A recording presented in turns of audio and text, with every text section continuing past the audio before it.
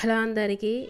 ఆవకాయ పచ్చడి అంటే అందరికీ ఒక ఎమోషన్. అందులో అమ్మ పెట్టే ఆవకాయ అంటే ఇష్టం ఉండని వారు అంటూ ఎవరు ఉండరు. ఫస్ట్ దానికి ప్రాసెస్ చూద్దాం. ఆవాలని ఇలా ఎండలో పెట్టుకోవాలి. గ్రైండ్ చేసుకునే ముందు ఉప్పు కాడికెళ్ళి ఆవాలు, మెంతులు, పచ్చడికి వాడే వెజిల్స్ కూడా ఎండలో పెట్టుకోవాలి. ఈ విధంగా మా చెట్టు కాయలు కోసుకున్నాము.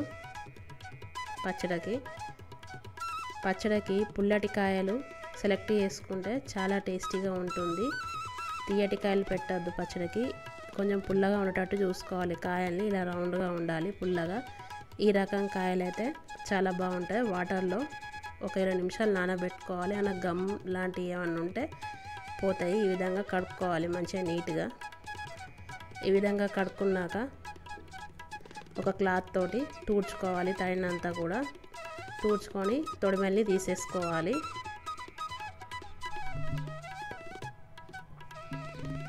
ఈ విధంగా తొడిమెల్ని తీసేసుకోవాలి. అన్నిటికీ తీసేసుకొని ఇలా కట్ చేసుకోవాలి పిక్కతో సహా.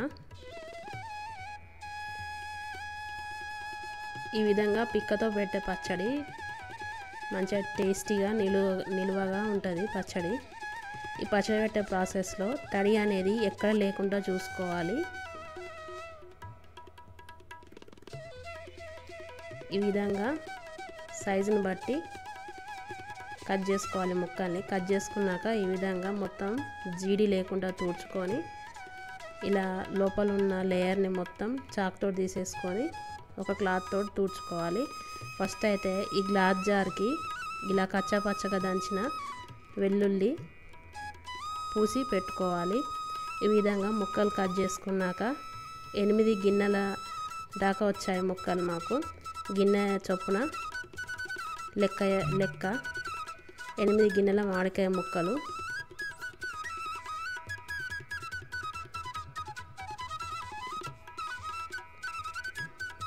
గిన్నెల మామిడికాయ ముక్కలకి 1.5 గిన్నె దాకా కారం వేసుకోవాలి. గిన్నెల ప్రకారంగా లెక్క ఇది పచ్చడి పెట్టేది.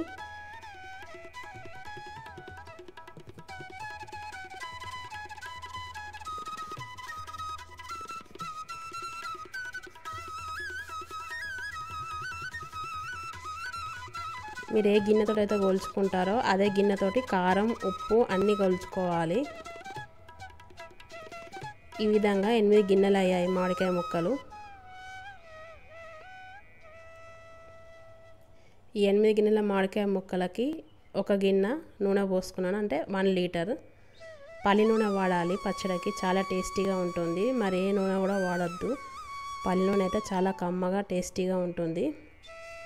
ఈ విధంగా పల్లి నూనె పోసుకున్నాక ముక్కల్ని ఇందులో నూనెలో తడపాలి.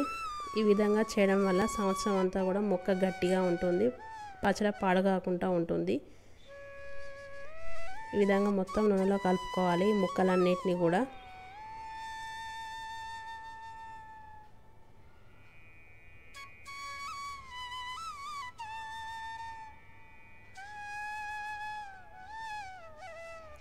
ఈ విధంగా కలుపుకున్నాక నేను 2 గిన్నెల కారం తీసుకున్నాను. కొంచెం ఎర్రటిది కొంచెం కారంగా ఉండేది సెలెక్ట్ చేసుకుంటే బాగుంటుంది కారపొడి పచ్చడికి. ఒక గిన్నె దొడ్డు గ్రైండ్ చేసుకొని వేసుకోవాలి. ఒక గిన్నె ఏ గిన్నెతో అయితే ముక్కలు కోల్చుకుంటారో ఆ గిన్నెతో అన్నీ కోల్చుకోవాలి. 1/2 గిన్నె ఆవాల పిండి, తర్వాత 1/2 గిన్నె మెంతి పొడి వేసుకోవాలి. వేసుకొని మొత్తం కలుపుకోవాలి అంతా కలిసేట్టుగా. ఈ విధంగా సపరేట్గా కలిపి వేసుకుంటే ముక్కల మీద మంచిగా కలుస్తుంది. నూనె పోసుకుంటూ నాకు 1 లీటర్ దాకా నూనె పట్టింది. ఇలా కూడా కారంలో మొత్తం నూనె పోసుకుంటూ కలుపుకోవాలి మంచిగా.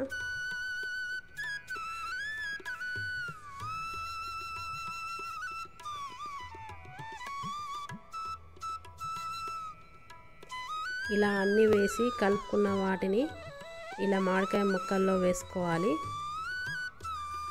ఈ విధంగా సపరేట్గా కలిపి మామిడికాయ ముక్కల్లో వేసుకుంటే తొందరగా కలుస్తుంది మామిడికాయ ముక్కలకి. కలుపుకున్న మిక్చర్ అంతా కూడా ఇందులో వేసుకొని కొంచెం పసుపు వేసుకోవాలి, ఎక్కువగా వేసుకోవద్దు. వేసుకొని కలుపుకోవాలి అంతా కలిసేట్టుగా మంచిగా.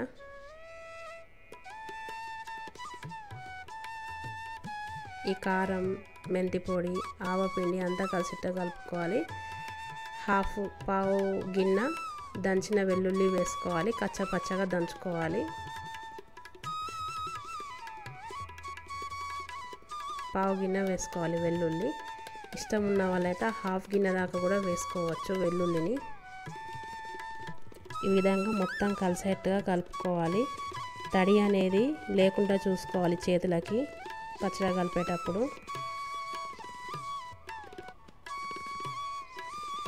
ఈ విధంగా మొత్తంగా కలుపుకొని ఒక గ్లాస్ జాడీలోకి ఎత్తుకోవాలి పచ్చడిని.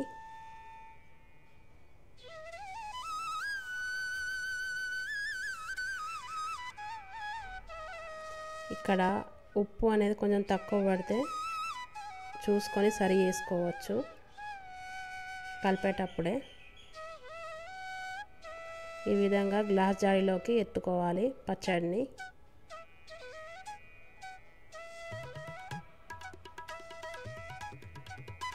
ఎత్తుకొని వాడుకునేటప్పుడు తడి తాకకుండా వాడుకోవాలి. సంవత్సరం అంతా ముక్క గట్టిగా మంచిగా పచ్చడి ఎర్రగా ఉంటుంది. ఇలా మిగిలిపోయిన దాంట్లో కొంచెం అన్నం వేసుకొని నెయ్యి వేసుకొని తింటే చాలా టేస్టీగా ఉంటుంది.